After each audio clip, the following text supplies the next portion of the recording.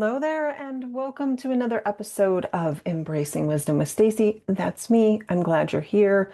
Let's dive right into today's topic, which is what do we do with it when life turns out to be less than ideal or a situation is less than ideal? I have lots to say on this topic and some pretty cool insights from somebody who has been a great teacher to me. So let's dive in. What do we do when we have a picture in our mind of what we think our life should be, or maybe what we want it to be, and we are given something entirely different? What do we do with it? I've always felt like we have two ways in which we can look at it.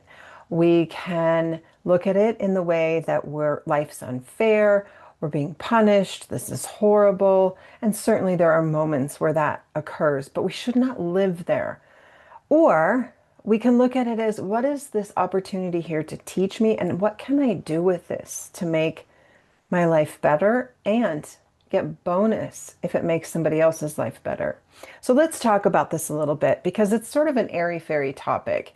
And I have been accused of being airy-fairy or being a little Pollyanna-ish, that seeing that even the hardest of situations, that there's always a silver lining or that there's always a potential for growth.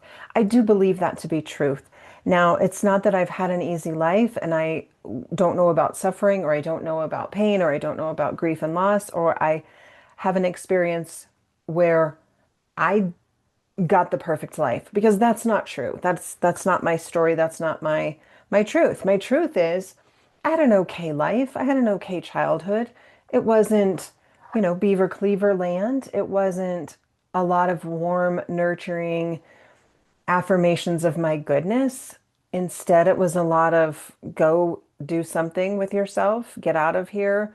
If I was doing something with myself that happened to be a tiny bit noisy, like playing jacks or shooting baskets, that was usually squelched pretty soon after it began. So I learned very young that being busy is a good thing, that being busy promotes somebody else to love you. I could stay on that story the rest of my life, or I could say, it taught me some great things. It taught me a lot about being independent. It taught me self-sufficiency. It taught me how to entertain myself. It taught me that there is value in hard work, and there is even more value when you don't have to rely on somebody else. I know that goes against a lot of people's grains, especially women. Women want to be taken care of generally. Women generally want to have somebody provide for them. And that's okay. That's just not my mojo. That's just not who I am. I'm good. I'm good by myself. So all that to say, I could wallow in. I didn't have a great, warm, nurturing, family-focused childhood. Therefore, I could be bitter. Why? Bitterness does no good. So then let's fast forward. I'm just going to give you some quick examples of my own personal life, and maybe some of this will ring true to you.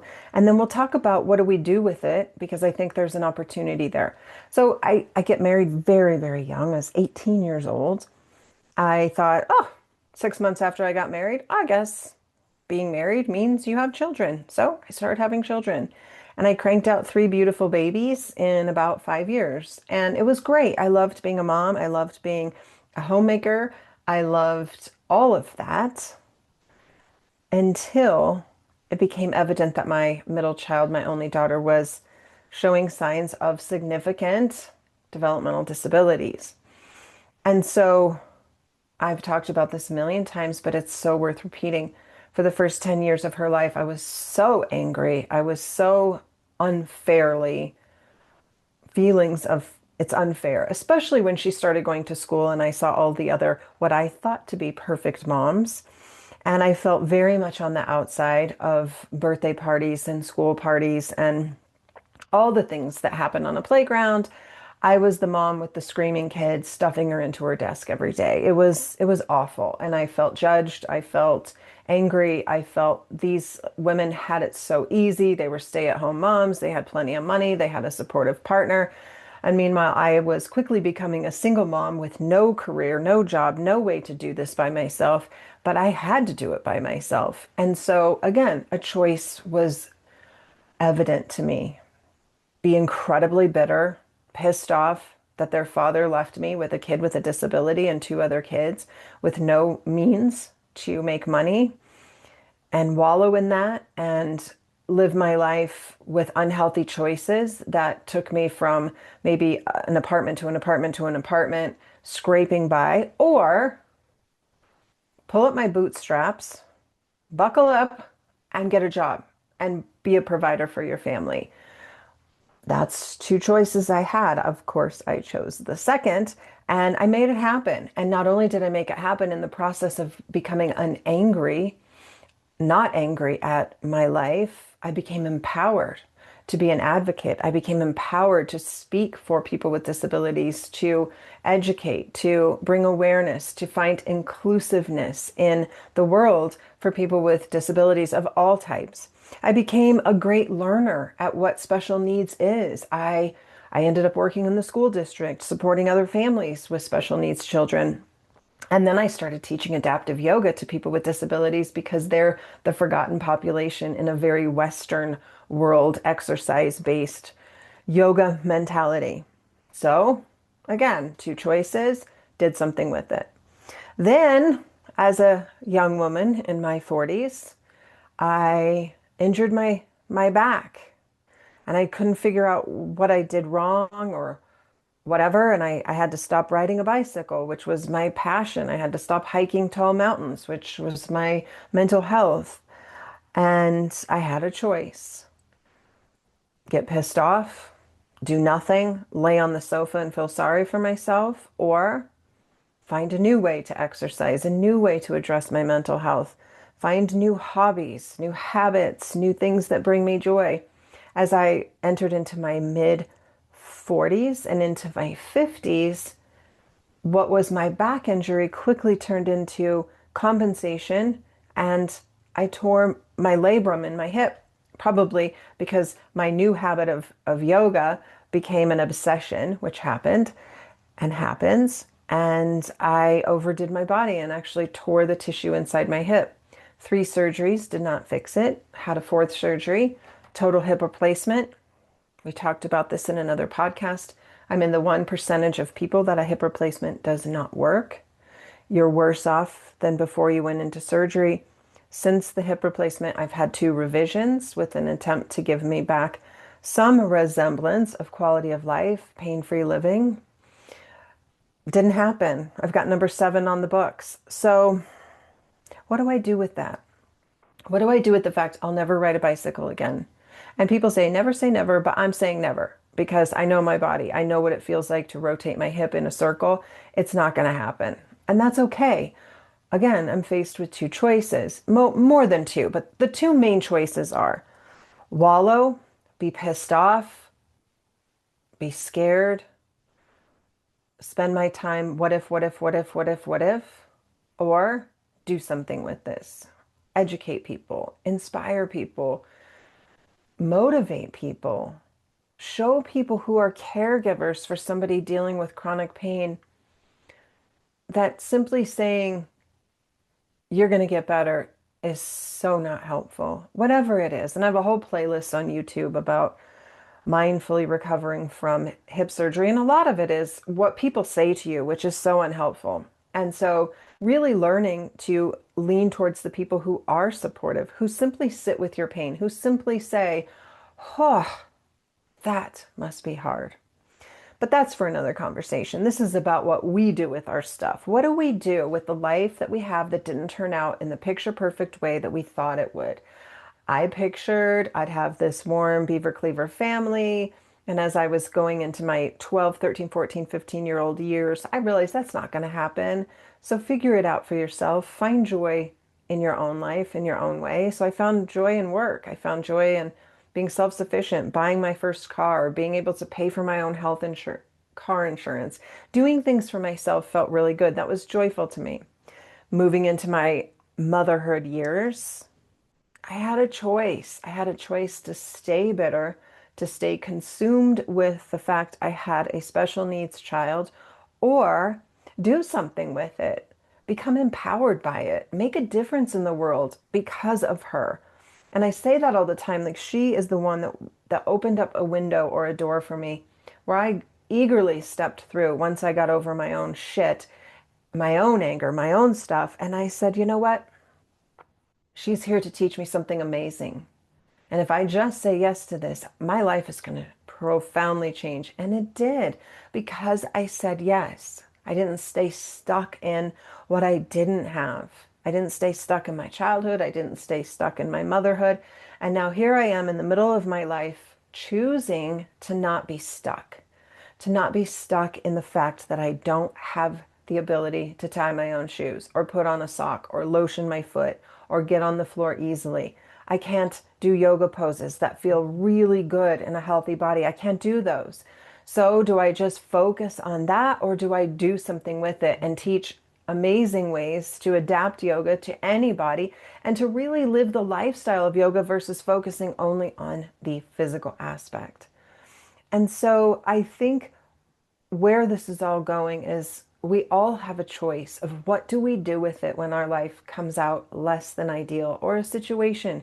Maybe we're going through a divorce late in life. You could see it as devastating, and sure, moments are devastating. It's not the life you pictured. You pictured being grandparents together, growing old together, and here you are looking for a small home for yourself. I get it. It's really hard, and you have to give yourself permission to feel it and to be with the heart and to be angry and to be scared and to be alone and then move, move to create your best life. Now, one of the teachers in my life that is probably one of my best teachers is a woman my age who has had, I think, 7 or 8 brain tumors at the base of her skull, right at the very bottom of her skull near her occipital bones. Now, that area of the brain controls language, mobility, motor control, the ability to walk, vision, all very important things. So for her, her life was going along and she started to develop symptoms. She had brain tumors. She had, I think, 6 surgeries over time, over a period of a span of maybe 15 years. Well, surgery number 7 caused a massive stroke. So her life went from working, mothering, living, being productive, having a purpose to living in a wheelchair and not able to speak well. I can understand her, and she does use a tablet or email occasionally. She has no ability to reach for a drink of water and slowly bring it to her mouth. It spills, she drops it. She has no motor control. Sitting in her wheelchair, she wobbles. If she reaches for something, she'll fall the opposite way. Of course, she's not able to walk. She's not able to drive. She's not able to work. She can't communicate well. Now, this woman lives in grace. She lives in grace. She cries a lot too. It's not like she's, thinking this is the greatest experience of her life, but we talk often about karma. And she, when I first met her, believed at that time that she was burning off karma, that she must have done something terrible in another lifetime to have deserved this. Now, as we've talked over the last 10 to 15 years, and I've brought her books on karma, and we've had discussions about karma, and I've mirrored to her and said, so I must have done something really bad to deserve a child with special needs. And she was like, no, you didn't do anything bad. Okay, so I must have done something really bad to deserve chronic pain in my hip and significant limitations. She's saying, no, you didn't do anything. So I mirrored that concept to her over the span of 10 to 15 years. Now, yesterday when I met with her, she's always wanting to learn. She's an avid reader. And so we exchange books a lot and we have a little book club discussion in our yoga practice because, yes, yoga is more than exercise. And we were talking about karma and I said to her, what's your thoughts on this? What's your thoughts on karma these days? And it's very hard for her to speak. So it's a long conversation with a lot of pauses, but the pauses give me a chance to really sit with what she's saying. And she said, it's just learning. And I said, well, tell me more about this. I need to know about this learning thing. And so we were talking about the ways of the world right now, the goings on in the world. And we all have opinions about it. We all have our belief system around it. We talked about that last week. And so I said, well, what are your thoughts on that? We'll come back to karma, but what do you do with what is going on in the world and how do you not let it affect you? And she put her hand up and she says, ignore it. I said, but if we ignore it, are we condoning it, participating it? Are we participating in what we don't like by just ignoring it? And she said, no, we're practicing peace because when we engage in something that we don't like with negativity and complaining about it, and I'm paraphrasing because it's very hard for her to speak, we're actually contributing to the problem. Whatever the problem is, whatever side you're on, if you complain about the other side and you have negativity and separation from humanity, you are contributing to the problem. And so I said, well, what do you do after you ignore it? And she said, I love. So you just love. I ignore it and I love. I said, who do you love? She goes, myself, people that I live with. And I know she doesn't love where she lives or the people that she lives with, but she's committed to kindness and she's committed to contentment and harmony in her environment. So she's working on this year, her word of the year is kindness. So she's working on just ignoring and still being kind because that is the magic of when there's separation and lack of union, lack of yoga, lack of unity is when we fight against that which we don't agree with. It only creates more separation and more angst. And so after we were discussing that, ignoring it and just loving, I said, what about you? What about you in the sense of kindness to you and loving to you? You have had an experience in your body that has resulted in this. The inability to talk, walk, feeding herself is very hard. Doing the things that she enjoys doing is incredibly hard. And yet, this woman has never been bitter, never been angry. Certainly, she has emotions around sadness because she misses her children and she's not able to do the things that I'm able to do, like get on a plane or drive a car to see them. So there, of course, there's grief. It's not that she's, so enlightened that she doesn't have real emotions. She does, and that's cool. But I said to her, where is karma in all of this? Your experience as a human being, as a beautiful woman, as a mom, you have this experience in your body. Why? What do you do with it? I mean, we know why, but then on that karmic level, on that soul level, I wanted to check in and see where she was at. Here's what she said. Here's the magic. She said, my karma is I'm just learning. I'm just learning. I said, so you believe that you had this experience in your body, you had a stroke, you've had brain tumors, you've had all of this simply to learn. And she said, yes. Okay, let me just sit with that for a second. Your body struggles on a daily basis.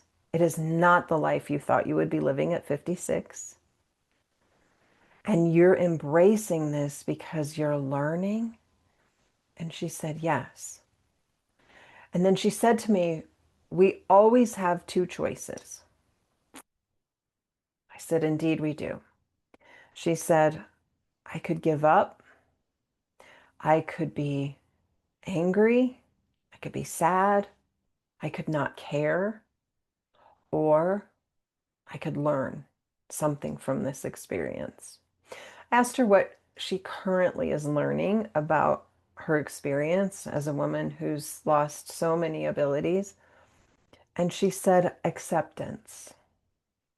So, how beautiful is that to come from somebody who, I mean, I think I struggle, I do struggle, but in comparison, which I know is not a philosophy I live by, I try very hard not to compare, but our own experience is our own. And my pain specialist doctor once said to me, never compare your pain to somebody else's because yours is yours. So I try to live with that truth.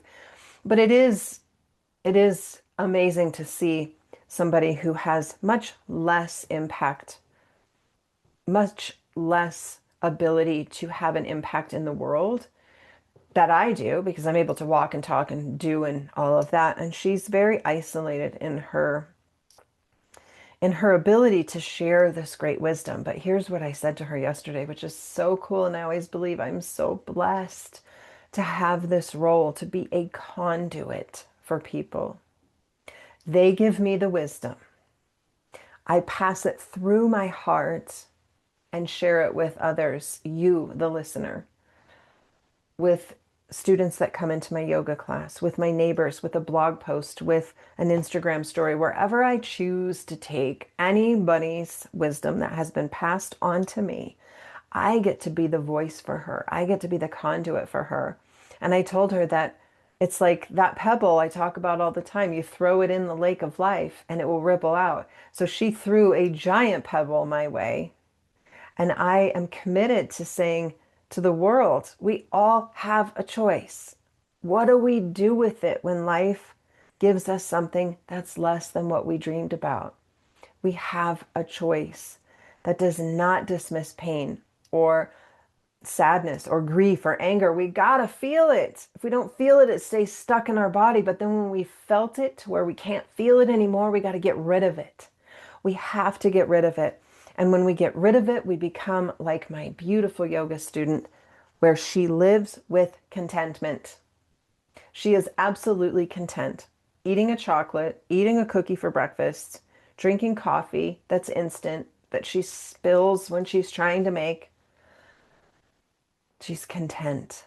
Now, I think it's a bad day when I can't get to Starbucks, for goodness sake. So people come into our lives to remind us of so many things. And I just hope that you'll take her story and realize that no matter what your life was that you pictured it to be, maybe you pictured a marriage that's 55 years long. I once did. It didn't work out for me. It wasn't my thing. I was sad, but I moved away from it. I moved on. It's not that important to me anymore to have that number. So we all have things. And maybe things that we thought were important in our 20s are not as important in our 40s. And when we're in our 40s, we're going to get into our 60s and those things won't be as important. It's like for a while, fitness and exercise and lifting heavy and doing pull-ups and being able to ride my bicycle 100 miles was so important to me until it was no longer an option. So I found new hobbies through my whole hip ordeal. I found baking sourdough, becoming a sweets baker, and selling my goods. That brought me a lot of joy, and it still does. I read more, I crochet more, I garden more. I do the things that bring me joy versus extreme exercise. There's days I miss it, but I had a choice. Miss it and wallow and feel self-pity and poor me, or create new things in my life that bring me equal amounts of joy. That's the message today. We all have less than ideal things in our life. What do we do with it? It is my hope and my intention that you're inspired to look at the things that are not ideal in your life and find the silver lining, find the nugget within the rubble, because I guarantee you it is there. It is absolutely there. And then when you find that golden nugget amongst the rubble, it's shiny, it's beautiful. It will attract more shiny and beautiful things in your life. And you will see that once what you thought was devastation is actually a gift. Now, going back to my daughter, I'm sure I've said this before, but it's a beautiful way to close up this idea. And this can be for any situation, but I was given a poem when she was about 6 years old called Welcome to Holland. And basically, the story of the poem is, as young parents, you you become so invested in becoming a parent, it's almost like you're going to Italy and you've never been to Italy before. So you get all the books on Italy, you learn everything about the language, you learn about the food, you learn about the wine. Everybody's going to Italy in your circle. Your friends are going to Italy, neighbors are going to Italy, everybody's going to Italy. You get ready, you pack your bags, you're all ready for Italy, and boom. Your plane lands in Holland. Your friends are in Italy enjoying fine wine and pasta, and you're in Holland. There's nobody in Holland. You don't know anybody in Holland. You don't know anything about Holland. It's so unfamiliar. You knew nothing about it. You don't understand the food. You don't understand the language. You're not prepared. You brought the wrong things. Whoa. In time, You see that Holland has beautiful tulips and beautiful windmills, and the people are kind. And there's community in Holland that you don't get in Italy because Italy is so full and congested. And you find that Holland is actually pretty darn beautiful. That doesn't mean that you look at your books about Italy or you see the pictures of your friends in Italy and you long to be there and you're sad and you're angry for a moment of time, but you turn your eyes to Holland and you see all the beauty. That's what it's like having a child with special needs or having a disease or a situation in your body that takes away your abilities. It's like having a marriage that ends after 35 years. You land somewhere else, and in time, you can see the beauty and you can see that there's choice in it. So that's what I have for you today on today's episode. I hope you will take it to heart and enjoy figuring out what's in your Holland and choosing to create your best life. That's where it's all about. All right, my friends, I will see you next week. We'll chat next week. I got more good stuff coming. So have a beautiful week. Be sure to follow me, comment, link, shoot me an email, do whatever. Do all the things. And I will see you or chat with you next week. Be well. Take care. Bye.